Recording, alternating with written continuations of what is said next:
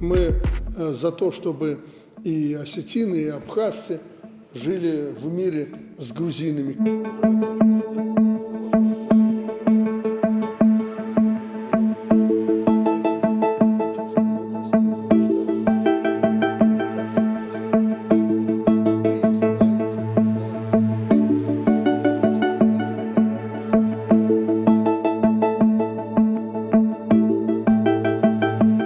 Грузия, у нас сдвинулись отношения в лучшую сторону.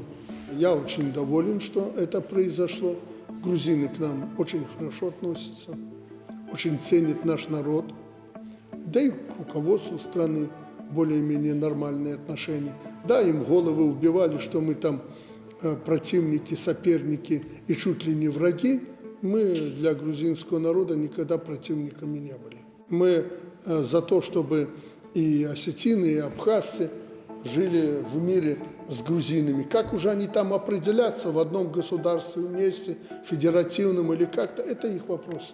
Мы туда не лезем, не вмешиваемся. Надо делать так, как лучше для людей. Это наша позиция.